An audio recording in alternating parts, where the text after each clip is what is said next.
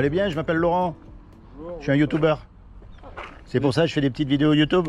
Et je vois que vous regardez le téléphone, donc je me dis peut-être qu'il regarde les vidéos YouTube aussi. C'est peu probable. On sait jamais, hein? C'est quoi votre nom? Ah, mon nom c'est Laurent. Mais moi, ce qui m'intéresse un petit peu, c'est qu'aujourd'hui, on nous parle de tout et de rien. Donc, il y a un sujet, franchement, qui m'intéresse beaucoup, c'est la mort. C'est vrai que c'est un sujet quand même intéressant. Non, mais à quel âge vous allez mourir? Personne ne le sait. Et je vous souhaite de vivre jusqu'à 120 ans, en très bonne santé, avec tous les gens que vous aimez autour de vous, mais je peux pas vous garantir 5 minutes. Ouais, autant je vais partir dans 2 minutes et je suis mort. C'est pas vrai ce que je dis? Et vous? Je sais pas. On ne sait pas. Voyez? Ça viendra quand ça viendra. C'est ça oui. le sujet de votre chaîne? Eh oui, parce que la grande question, justement, elle est là. Où est-ce qu'on va? Est-ce qu'on va quelque part? Est-ce que vous avez déjà pensé à ces choses? Est-ce que vous avez déjà pensé au suicide? Je sais qu'il y a des jeunes qui pensent à ces bêtises, mais bon, c'est parce que, oui, parce qu'ils souffrent beaucoup. Parce qu'on vit dans un monde qui n'est pas trop normal, on va dire. Sinon, on ne penserait pas à ces trucs. Alors, à votre avis, vous allez où, vous, une fois que vous êtes mort? Alors là, je pense que personne n'a la réponse et pour Personne moi, ne l'aura. Ça, c'est ce que vous pensez. Mais ça ne veut pas dire que personne n'a la réponse. Quand on meurt, on va être jugé par rapport au bien ou au mal qu'on a fait. peut-être. Donc la grande question importante, c'est de savoir comment est-ce qu'on sait si on fait du bien ou du mal. Parce que dans certaines civilisations, dans certains pays, le bien, c'est pas le même bien que dans d'autres. Dans certains pays, l'excision des petites filles, c'est très honorifique, on est d'accord, mais pour nous, c'est barbare. Clairement, oui. Plus que clairement, je veux dire, vous voyez, mais chaque homme presque a sa notion du bien ou du mal. Il y a des hommes qui battent leurs femmes et pour eux, c'est tout à fait bien, normal et tout. Pour moi, c'est scandaleux. Effectivement, Bon, on est bien d'accord. on est d'accord. Alors qu'est-ce qui fait? Il doit y avoir quand même une norme pour que ce soit juste. Eh bien cette norme-là, c'est ce qu'on appelle les 10 commandements. C'est la loi morale. Et c'est cette loi-là qui détermine si on est quelqu'un de bien ou si on est quelqu'un de pas bien. Alors on va voir comment vous allez faire. Et attention, je ne vous juge pas. Parce que moi, j'ai lamentablement, et je suis au test. Vous voyez, je suis carré, je suis honnête. Le but, c'est pas de vous juger du tout. Il y a un commandement, il dit, tu ne mentiras pas. Bah déjà là, c'est foutu. Est-ce que vous avez menti déjà, vous? Bah oui. Et vous? Comme tout le Je monde, pense je qu'on est pense. tous morts. Hein. Ouais, carrément. Comment on appelle quelqu'un qui ment? Bah, un menteur. Un menteur. Il y a un commandement, il dit, tu ne voleras pas. Est-ce que vous avez déjà pris quelque chose qui n'est pas à vous? Effectivement. Réfléchissez pas trop, hein, parce que vous venez d'admettre que vous êtes une menteuse. Croyez pas qu'on va vous croire. Hein. De toute façon, il y a un commandement, il dit, tu honoreras toujours tes parents. Est-ce que vous pensez avoir toujours honoré vos parents? Pas tellement. Ah, il y a un piège là-dedans quand même, hein, c'est que quand on désobéit à ses parents, c'est pas trop les honorer. Et qui n'a jamais désobéi à ses parents? Vous croyez que le pape, il a toujours obéi à ses parents? Je pense pas. Vous savez pourquoi elle est belle, cette loi? Parce que déjà, elle nous montre qu'on n'a pas le droit de se juger les uns les autres. Au fond, on est tous pareils. Regardez un petit garçon ou une petite fille. On n'est pas obligé à lui apprendre à faire des bêtises. C'est de nature qu'on sait faire les bêtises. Par contre, pour apprendre à faire le bien, dire merci, s'il te plaît, là, il faut se battre. Hein. C'est depuis la conception qu'on est mauvais. Et il n'y a rien à faire. On est mal. Et le problème, c'est que quand on meurt, on va être confronté à cette loi-là. Et si on vous juge par rapport à cette loi-là, que vous avez transgressée comme moi, vous allez être déclaré coupable ou innocent? Coupable. Coupable. Et si vous êtes coupable, vous irez au paradis ou en enfer? Ah, Ah, ah. si vous êtes coupable, la sentence ne peut être que l'enfer. Bah oui, mais Et vu ça, c'est un que- mot qui nous gêne. Bah oui, il dit comme ça, vu que tout le monde a Tout le monde. ses règles. Vous croyez que le pape, il a jamais menti? Que Bah, l'imam c'est- des imams, il a jamais menti? Que le Bah rabbin... voilà. là- Donc au final, tout le monde. si on suit ça, on finit tous en enfer. En Eh fait. bien, c'est ce qu'on mérite tous.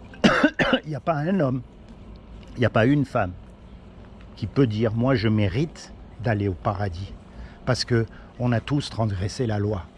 Et ça, c'est la mauvaise nouvelle. C'est ce qu'on mérite tous. C'est pour ça que le monde y tourne pas rond. C'est pour ça qu'il y a tant d'injustice. C'est pour ça qu'il y a tant de misère. C'est pour ça qu'il y a tant de guerre. C'est pour ça qu'il y a toute cette catastrophe.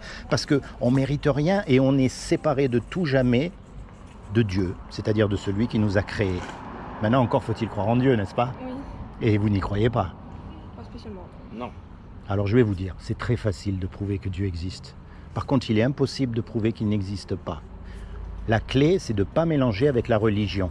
Parce que la religion, ce sont des hommes qui se sont autoproclamés représentants de Dieu sur terre pour dominer sur les autres hommes, sur les femmes. On est d'accord? Quelle que soit la religion, hein, il n'y a pas une qui est mieux que l'autre. Ça, c'est la religion. Mais Dieu, c'est une évidence même qu'il existe. Regardez votre casque. Montrez-lui le casque, bien comme il faut. Vous le voyez? Quelle est la preuve qu'il y a quelqu'un qui a fabriqué ce casque? Facile. Il a bien été dans des commerces, donc il est là, il est devant moi. Eh bien c'est ça, la preuve même que quelqu'un a fabriqué ce casque, c'est le casque lui-même. Puisqu'il y a un casque, il y a forcément quelqu'un qui l'a fabriqué. Maintenant, comment il a fait, les matériaux qu'il a utilisés, le temps qu'il a mis, ça c'est un autre sujet. Mais puisqu'il y a un casque, déjà vous savez qu'il y a quelqu'un qui a fait le casque. Imaginez, je vous dise, le casque il s'est fait tout seul. Non, Vous allez dire, attends, là mon ami, t'as trop fumé, il faut arrêter, il faut boire de l'eau, il faut faire un truc, mais là ça y est, ça a attaqué les neurones, hein. C'est pas vrai? Il y a un casque, donc vous savez qu'il y a quelqu'un qui l'a fait. Eh bien, vous regardez autour de vous. Et puis vous savez que tout est réglé comme une horloge. Un papillon ne deviendra jamais une girafe. Un amandier, ça ne deviendra jamais une marguerite. Nous, on dérègle tout. Mais le monde, lui, il est réglé comme une horloge. Il y a forcément une intelligence derrière ça. Vous savez qu'il y a des lois qui existent. La loi de l'aérodynamique, la loi de la pesanteur. Il y a plein de lois qui régissent le monde. Mais pour qu'il y ait une loi, il faut qu'il y ait quelqu'un qui l'écrive, la loi. Alors je caricaturise bien sûr, mais il faut qu'il y ait une intelligence derrière. Eh bien c'est cette intelligence-là, créatrice, que l'on appelle Dieu. C'est celui qui a tout créé et qui a créé toutes ces lois, dont celle qui est écrite dans votre cœur et qui s'appelle les 10 commandements. Parce que vous avez remarqué, quand vous mentez, vous savez que vous avez menti. Quand vous volez, vous savez que c'est pas très bien. Quand vous désobéissez, non mais c'est vrai, on le sait. Parce que cette loi, elle est écrite dans notre cœur. Et ça, si vous voulez, c'est la mauvaise nouvelle. C'est ce qu'on mérite tous. On mérite aucun bienfait de la part de Dieu. Rien. On ne mérite que l'enfer. Mais maintenant, je vais vous dire, il y a quand même une bonne nouvelle dans l'histoire. Un créateur, ça aime ce que ça crée. Un musicien, il aime sa musique. Un cuisinier, il aime les petits plats qu'il fait. Un peintre, il aime les tableaux qu'il peint. Un artiste, il aime toujours l'art qu'il fait. C'est logique, on est d'accord? Donc Dieu qui nous a fait, le créateur, il aime sa création. Et quelqu'un qui nous aime, il ne va pas nous envoyer en enfer. C'est pas logique. Donc il a fait quelque chose pour que vous et moi, malgré qu'on soit coupables, on puisse éviter son châtiment. Est-ce que vous savez ce qu'il a fait? Non. Vous voulez savoir quand même? Allez. Comme il a trouvé aucun homme de parfait sur la terre, encore une fois, ni le pape, ni l'imam, ni les religieux, comme il a trouvé personne, eh bien, il est venu lui-même sur terre. Et il s'est habillé avec un corps. Il a pris une forme humaine comme une main rentre dans un gant. Et cette forme humaine, c'est Jésus. Et il a dit, quiconque croit que Jésus est le Fils de Dieu et qu'il est ressuscité des morts, il aura la vie éternelle à mes côtés. Il n'a pas dit d'aller dans une religion, il n'a pas dit d'aller au Vatican, il n'a pas dit de laisser pousser la barbe, j'ai rien contre le... Il n'a pas dit d'allumer des bougies. Non, il a dit de croire. C'est tout. Qu'en fait, quand il est mort à la croix, il est mort pour vous et il est mort pour moi. Et par définition, lui qui est Dieu sur terre, il a jamais péché, il n'a jamais fait de bêtises. Donc son sacrifice, il a été accepté. C'est comme si on fait un braquage tous les trois. On va à la banque, on fait un braquage, hein? Puis bien sûr, on se fait attraper. On passe devant le juge et le juge nous dit, voilà, tous les trois, vous me donnez 50 000 € de caution, vous partez 50 ans en prison. Oups. On ne peut pas dire au juge, monsieur le juge, vous êtes un bon juge, vous êtes miséricordieux, je vous demande pardon, je ne recommencerai pas. Le juge, il va dire, oui, c'est vrai que je suis bon, c'est vrai que je suis miséricordieux, mais toi, là, il faut que tu payes l'amende, sinon je ne serai pas bon, si je te laisse partir comme ça. On est d'accord? Eh bien, il y a un gars qui arrive, qu'on ne connaît même pas, et qui met l'argent sur la table pour qu'on soit libre. Le juge, il est satisfait. L'amende, elle a été payée, et nous, malgré qu'on est coupable, on est libérés. Eh bien, c'est ce que Jésus a fait pour nous à la croix. C'est pas une religion. C'est une relation personnelle qu'il demande avec vous. Il vous a sauvé de l'enfer. Vous le choisissez, vous vous appropriez ce qu'il a fait à la croix pour vous. Vous dites, voilà, moi je veux que Jésus devienne mon avocat pour le jour du jugement dernier. Et vous êtes sauvé. Il ne vous demande rien d'autre. C'est gratuit. En plus. Maintenant, quelqu'un qui vous a rendu ce service, si à son tour, il vous demande un petit service, vous allez lui rendre. Effectivement. Alors la prochaine fois que vous êtes confronté au mensonge, par exemple, vous allez dire là, si je mens, personne ne va le savoir. Je suis tranquille, je m'en sors bien. Mais dans votre tête, vous allez dire, attends, Jésus, il est mort pour toutes mes bêtises, et en échange, il me donne le paradis, et il ne me demande rien d'autre. alors par conscience envers Dieu, je choisis de ne pas mentir. Tant pis combien ça va me coûter. Vous voyez la différence avec la religion? C'est pas quelqu'un qui vous dit fais ci, fais pas ça, fais ci, fais pas ça, et lui il fait 1000 fois pire derrière. Non, c'est pas ça.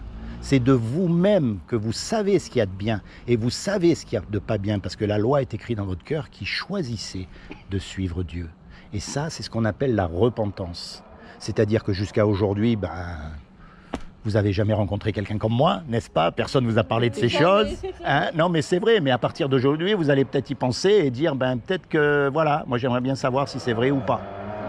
Et la clé, encore une fois. Pas comme les hypocrites qui vont à l'église le dimanche, qui chantent Alléluia devant tout le monde et après le mardi, ils se conduisent comme tout le monde.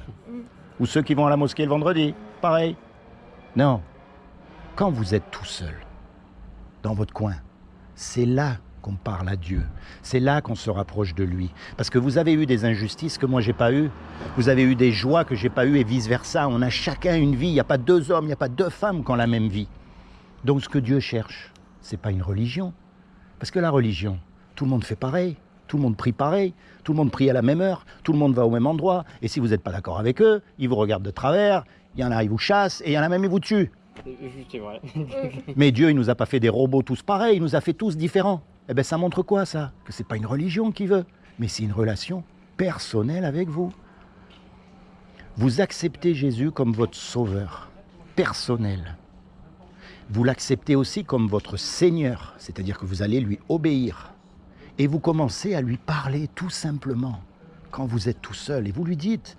Moi, je suis jeune, je ne connais pas grand-chose à ces choses, mais j'aimerais bien connaître. Ou voilà, je ne peux pas parler à votre place. Je ne suis pas dans votre cœur. Mais vous commencez à le chercher. Parce qu'il n'y a rien de plus important que la mort. Et on y va tous. Et ça serait dommage que ça s'arrête là. Parce que l'homme, c'est une machine tellement parfaite. Regardez les yeux, le sang, l'ouïe, les sentiments. L'amour, toutes ces choses, ça ne peut pas s'arrêter dans un trou. Ce serait trop dommage. Donc notre corps, oui, il va dans la tombe. Mais tout le reste, c'est-à-dire ce qui fait qu'on est nous, que je suis moi et que je ne suis pas vous, et que vous êtes vous et pas moi, vous voyez, qui fait que... Ça va où tout ça? Parce que les sentiments, vous les avez. Ça existe et pourtant on ne les voit pas. Il y a tout un monde qu'on ne voit pas. Et c'est là où on va.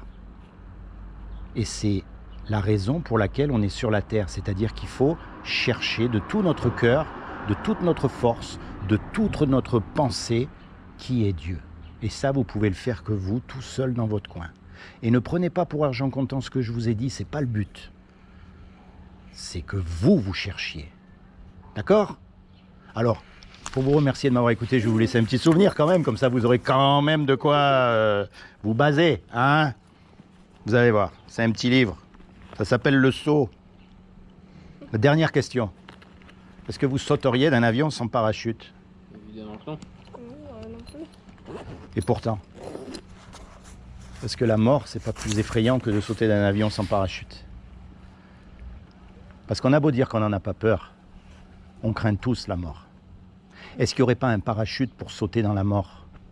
Est-ce que ce parachute, ce ne serait pas Jésus, justement? Pas ce qu'on en a fait. Pas le Jésus des catholiques, des protestants, des mormons, des témoins de Jéhovah. Même les musulmans connaissent Jésus. Tout le monde connaît Jésus aujourd'hui, tout le monde. Non, vous avez qu'à voir comment il tourne le monde. Le vrai Jésus, le Jésus de la Bible. Est-ce que ce ne serait pas lui le parachute qui vous garantit dès aujourd'hui que quand vous allez sauter dans la mort, en fait vous savez où vous allez et vous allez le rejoindre? Qui vous dit? Hein? C'est comment votre prénom? Yanis. Yanis. Et vous? Marina. Marina. Yanis et Marina. Seigneur Jésus, je te demande de bénir Yanis et Marina. Je te demande de leur accorder le désir de leur cœur à tous les deux, de les détourner du péché et plus que tout de leur permettre de rentrer dans leur destinée éternelle. Merci de m'avoir écouté. Bah, y a de Pas de rien. soucis. Vous avez pensé à ce que je vous ai dit? Pensez-y quand vous êtes tout seul. Oui, pensez. Quand vous êtes tout seul dans votre coin, hein, c'est là qu'on parle à Dieu. Et n'ayez pas peur de lui parler, il attend que ça. C'est un Dieu plein d'amour qui veut nous sauver. D'accord? Oui. Soyez bénis tous les deux, merci de m'avoir supporté. Et merci. Au revoir.